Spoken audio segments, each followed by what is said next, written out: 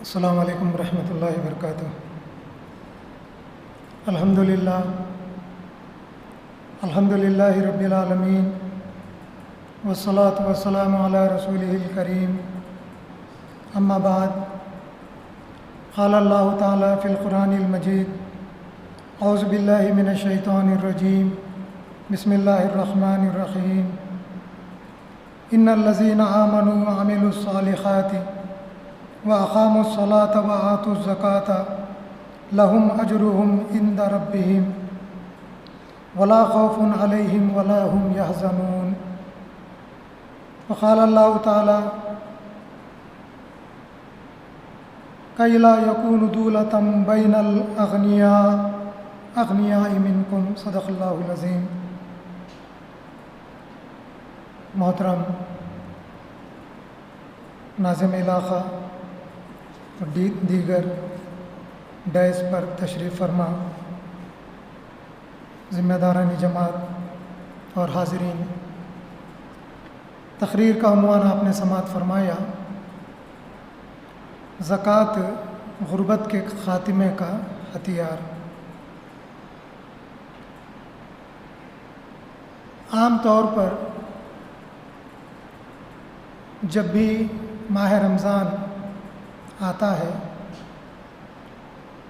تو رمضان کے متعلق، قرآن کے متعلق، روزوں کے متعلق اور زکوٰۃ کے متعلق کئی باتیں ہمارے سامنے آتی ہیں، کیونکہ عموماً مسلمان اسی ماہ میں اپنی زکوٰۃ نکالتے ہیں، اس لحاظ سے اس عنوان کو رکھا گیا ہے۔ لفظ زکوٰۃ اس کا ایک لغوی معنی ہے جسے طہارت حاصل کرنا یا پاکی حاصل کرنا یا اور مال یا کسی چیز میں بڑھوتری کو بھی کہتے ہیں۔ اور جب یہ لفظ اصطلاحاً استعمال کیا جاتا ہے تو معروف ہے کہ مال کا وہ حصہ ہے جو اللہ تعالیٰ نے مسلمانوں پر فرض کیا ہے کہ سال گزرنے پر جو صاحب نصاب ہوتے ہیں وہ اپنے مال کا کچھ حصہ فرض کی حیثیت سے زکوٰۃ کے طور پر نکالیں۔ اور دین اسلام میں زکوٰۃ کی بڑی اہمیت ہے۔ بارہا ہم سنتے ہیں کہ دین اسلام کے 5 ارکان ہیں، جس میں زکوٰۃ بھی ایک شامل ہے۔ یعنی دین اسلام کی عمارت جن پلرز پہ کھڑی ہوئی ہے، ان پلرز میں زکوٰۃ بھی ایک پلر ہے۔ جیسے حج ہے، نماز ہے، روزہ ہے، عقیدے کے بعد میں۔ تو اس لحاظ سے زکوٰۃ کی بڑی اہمیت ہے دین اسلام میں۔ اور اس حیثیت سے بھی زکوٰۃ کی اہمیت ہے کہ اللہ تعالیٰ نے جو زکوٰۃ نکالنے پر، چاہے وہ کلمہ پڑھیں، روزہ رکھیں، نماز پڑھیں یا دیگر اسلام کے جو چیزیں احکامات ہیں ان کی پابندی کریں، لیکن اگر وہ تصور رکھتے ہیں اور زکوٰۃ کے منکر ہیں تو ان کے سلسلے میں اللہ تعالیٰ نے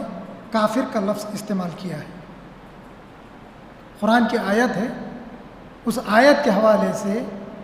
اگر کوئی زکوٰۃ کا انکار کرتا ہے تو وہ گویا کہ اللہ کی نظر میں کافر ہے۔ زکوٰۃ کا انکار نہیں کرنا، اس کو تسلیم کرنا، لیکن عملاً اس پر عمل نہیں کرنا، وہ ایک الگ چیز ہے۔ اگر ایسا کوئی شخص کرتا ہے تو گویا کہ وہ فاسق ہے، گنہگار ہے، لیکن زکوٰۃ کا انکار اگر کوئی کرتا ہے تو وہ کافر ہے۔ اس سلسلے میں وہ مشہور واقعہ ہے، ہمارے سامنے آتا ہے ہمارا جب اللہ کے رسول صلی اللہ علیہ وسلم کا وصال ہوا، ابو بکر صدیق خلیفہ بنائے گئے اور ایک بڑا طبقہ زکوٰۃ کا انکار کیا مسلمانوں کا،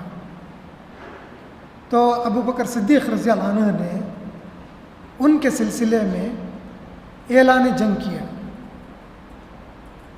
تو بڑے سخت حالات تھے، ان سخت حالات میں جب ابو بکر صدیق نے یہ بات کہی کہ میں ان کے خلاف میں جنگ کروں گا، تو عمر رضی اللہ عنہ جیسے جلیل القدر صحابی، تو وہ ابو بکر صدیق رضی اللہ عنہ کے پاس آتے ہیں اور کہتے ہیں کہ اے ابو بکر، تم ان لوگوں کے خلاف کیوں کر جو ہے جنگ کر سکتے ہو؟ تو ابو بکر صدیق رضی اللہ عنہ کہتے ہیں کہ جو نماز اور زکوٰۃ میں فرق کرے گا، کیونکہ بارہا قرآن کریم میں نماز کے ساتھ ساتھ زکوٰۃ کا حکم ہے، جو نماز کو تسلیم کرے گا اور زکوٰۃ کا انکار کرے گا تو میں اس کے سلسلے میں اس کے خلاف جنگ کروں گا۔ تو جس اطمینان کے ساتھ، جس یقین کے ساتھ ابو بکر صدیق جب جواب دیتے ہیں، تو عمر رضی اللہ عنہ کہتے ہیں کہ ابو بکر صدیق کے دل کو اللہ تعالیٰ نے کھول دیا ہے، وہ شرح صدر جو ہے انہیں عطا کیا ہے، جس کی بنیاد کے اوپر جو ہے وہ یہ اقدام کرنے والے ہیں۔ اس طریقے سے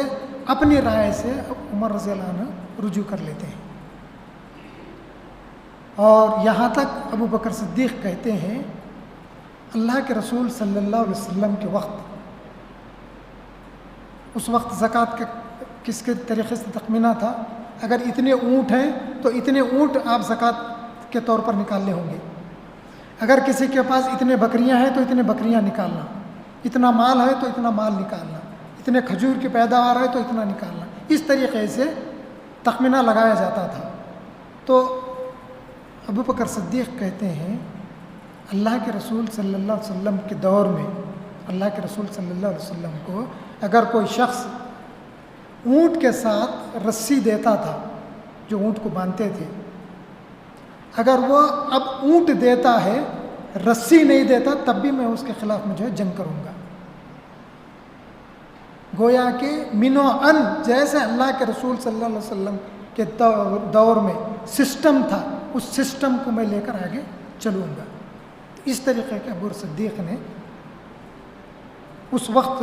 ملت اسلامیہ کو سنبھالا تھا۔ اور زکوٰۃ کے سلسلے میں بارہا ہم سنتے ہیں کہ جیسے دیگر فرائض ہیں،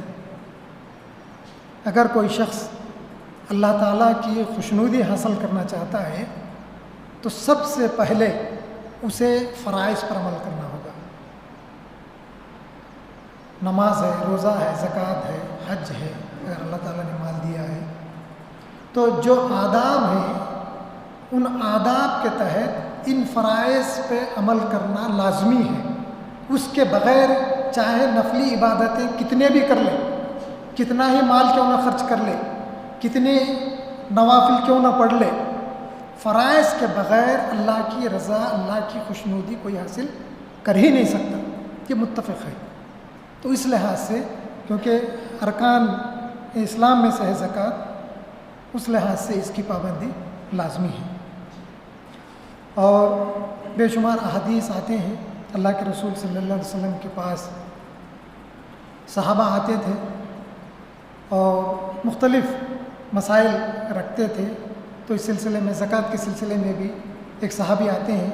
اور اللہ کے رسول صلی اللہ علیہ وسلم سے دریافت کرتے ہیں کہ اللہ کے رسول، اگر کوئی شخص زکوٰۃ اپنی نکالتا ہے پابندی کے ساتھ تو اس کے بارے میں کیا ہے؟ تو اللہ کے رسول صلی اللہ علیہ وسلم فرماتے ہیں تو اس نے اپنے مال کے شر سے محفوظ ہو گیا۔ اگر غور کریں تو یہ جو زکوٰۃ کی اہمیت ہے، اہمیت اس لحاظ سے ہے کہ انسان کے دل میں اللہ تعالیٰ یعنی فطرتی اعتبار سے کچھ چیزوں کی محبتیں اللہ تعالیٰ نے رکھا ہے، جس کا ذکر قرآن میں ہے، جس میں مال کی محبت کا بھی ذکر آتا ہے۔ یہ جو محبتیں رکھا ہے اللہ تعالیٰ نے، اگر یہ محبتیں جس درجے پہ ہونا چاہیے، جس لیول میں ہونا چاہیے، اس لیول کو اگر پار کر جائیں تب یہ انسان کے لیے مہلک ثابت ہوگی۔ تو مال کا بھی ایسا ہی ہے، اگر مال کی محبت انسان کے دل میں ایسی رچ بس جاتی ہے کہ حرام و حلال کا جو قیود ہیں وہ قیود کا پابندی نہیں کرتا، اس کا پاس و لحاظ نہیں رکھتا، تو پھر اس کی وجہ سے وہ زکوٰۃ نکال نہیں پاتا۔ جب زکوٰۃ نکال نہیں پاتا تو یہ مال کی محبت اس کے اندر ایسے اخلاقی برائیاں پیدا کر دیتی ہیں کہ نہ صرف اللہ سے دور ہوتا ہے بلکہ وہ انسانوں سے بھی دور ہوتا ہے، کیونکہ اللہ تعالیٰ نے یہ جو نظام رکھا ہے زکوٰۃ کا، اس نظام کے تحت اللہ تعالیٰ بے شمار آیات میں یہ بات بھی فرماتا ہے کہ جو لوگ مالدار ہیں، مالداروں کے مال میں اللہ تعالیٰ نے جو غریب ہیں، جو محرومین ہیں، ان کا حق رکھا ہے۔ ایسی بات نہیں ہے کہ کوئی زکوٰۃ نکالتا ہے تو یہ نہ سمجھے کہ میں نے کمایا ہے بڑی محنت کے ساتھ اور اس مال کے ذریعے سے میں یہ جو دے رہا ہوں مستحقین کو، ان کے اوپر کوئی بڑا احسان کر رہا ہوں، نہیں، بلکہ وہ دے رہا ہے تو یوں سمجھے کہ ان کا حق ہے، جس کا حق ہے ان کا حق میں دے رہا ہوں، اور اللہ کا شکر ادا کرے کہ اللہ تعالیٰ نے مجھے توفیق دی کہ جن کا حق ہے ان کا حق میں ان تک جو ہے پہنچا رہا ہوں۔ تو یہ تصور رکھے، تو یہ تصور رہے گا تو تب وہ جو شخص جو ہے مال کے دینے میں اس کا انداز مختلف ہوگا۔ اگر یہ سوچ نہیں ہے،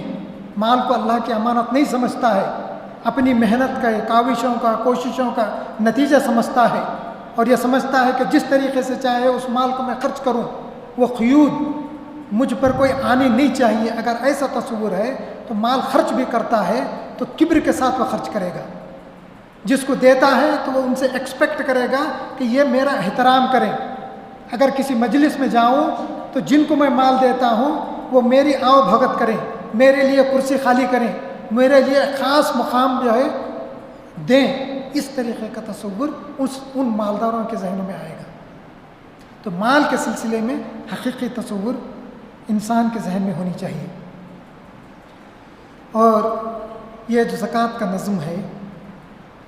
یوں سمجھیے کہ اللہ تعالیٰ نے اسلام کا جو معیشت کا نظام ہے، اس معیشت کے نظام کے تحت یہ زکوٰۃ بھی آتی ہے۔ اللہ تعالیٰ نہیں چاہتا کہ مال کسی مخصوص لوگوں کے ہاتھوں میں جمع ہو۔ جیسے آج بے شمار رپورٹیں آتی ہیں، ایک رپورٹ یہ آئی کچھ دن پہلے کہ جو ٹاپ موسٹ ریچسٹ 1% لوگ ہیں،